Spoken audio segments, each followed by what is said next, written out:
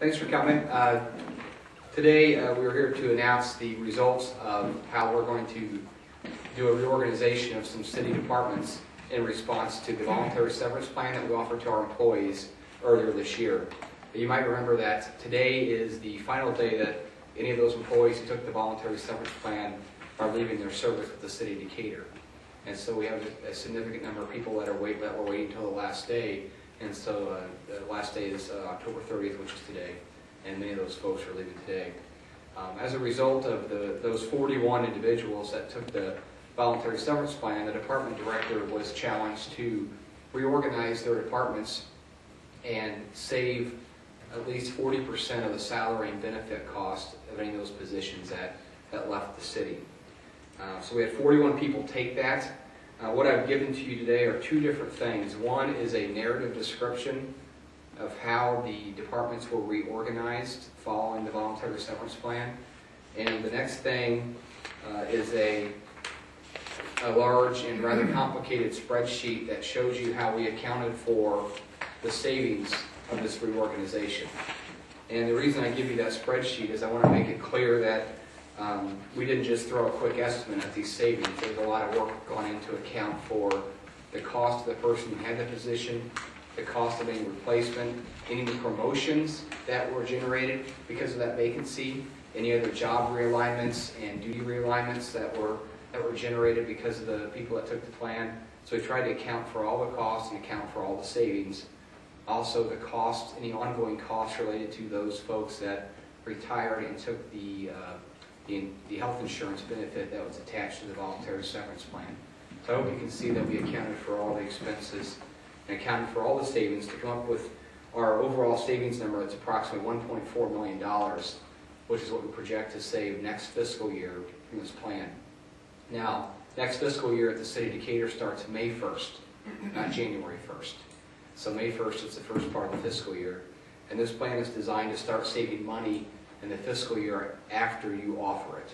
So that's when we'll start seeing our savings. I'm going to walk quickly through the narrative, talk about each department specifically. All the department directors that were affected by this plan are here also this morning. So if you have specific questions about their departments that I can't answer, they'll be here to assist you with those questions. So I'll walk through the narrative and then I'll open it up for any questions that you might have. First page of the narrative is just a summary. 41 people took the plan. We're going to eliminate 17 full-time equivalent positions out of the 41. That's somewhere in the neighborhood of about 40%. 17 positions also equates to about 3% of our total workforce at the city. We have about 550 city employees. We're eliminating 17 positions through the voluntary severance plan. So it's about a 3% reduction in the workforce. Now that number of 17 eliminations does not include other vacant position eliminations that we did in this year's budget. Specifically 3 positions at Public Works and 3 in the Economic Urban Development Department. So when you add the 17 and include those other 6 that we eliminated in this budget, then we're up in the neighborhood of 23 positions that we've eliminated through those 2 processes. I think that's a significant impact to our workforce and should show people that we're trying to do what we can to be more efficient at the city and try to do the same amount or more work with fewer people every year. When you go to the second page of the narrative, you can see on a department-by-department basis the number of full-time equivalent reductions, how we come up with a number of 17. Economic Urban Development had 3.5, 3 in the fire department, 1 in management services, 4 in police, 2 in public works, and 3.5 in water management. The reason you have half numbers is in some cases we've taken full-time positions and replaced them with part-timers. So that only accounts for a half reduction. Below the chart that shows the number of reductions, there's a chart that shows the cost reduction for each department. Once again, that cost reduction happens when we start next fiscal year, which starts May 1st.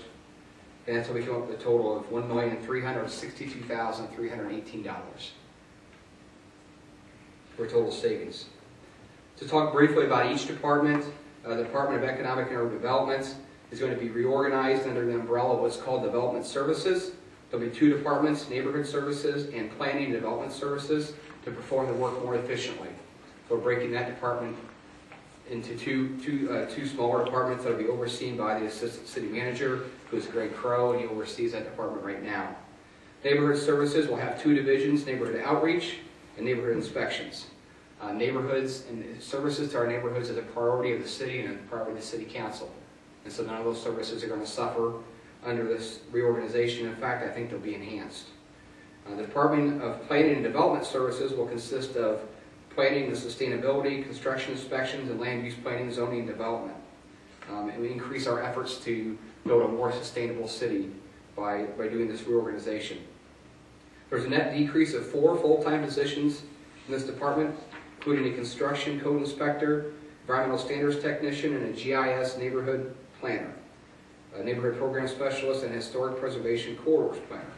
Part-time code inspector will be hired to augment the inspection services, as well as a landscape code officer will be added to assist with code enforcement of weeds and landscaping issues. As well as creating a full-time neighborhood advocate to assist with additional neighborhood activities and programs and concerns. That's why I feel like our services to the neighborhoods are actually going to increase under this reorganization. We will still provide all the same planning and inspection services that we provide before, just rewinding how we go about doing that. Now, I want to be very clear about something. There are no layoffs as a part of this reorganization. All this reorganization is being done with jobs that were vacant when the fiscal year started, or jobs that became vacant because of the voluntary severance plan. So when you hear about jobs being eliminated and this type of stuff, we're not talking about laying people off. What we are talking about, and you can see in the bigger spreadsheet, is we've changed the jobs of some people. They've taken on more complex duties, taken on additional duties, moved within the department, and that's how we pulled this off without laying anybody off or doing anything like that. Under the executive department, which is the direct department that I oversee, we did not have any employees in this department take the voluntary severance plan, but we're taking this opportunity to create an Office of Public Engagement that we'll use here at the city. This will become the communication point for the city, between the city and its citizens, between the city staff and the council, and within the city of Decatur amongst our staff. This department will coordinate and provide communications to the public both directly and through various media unless planned in advance. In other words, the police department many times and the fire department many times do their own communications because things happen in the middle of the night, things happen off hours. We have things that are sensitive to public safety matters, which those individuals are better to communicate because they understand all the rules and procedures following that. We use this department to coordinate public speaking engagements for our staff with local groups and other types of opportunities to speak to the public. We'll help coordinate public events, facilitate dialogue and interaction with the community.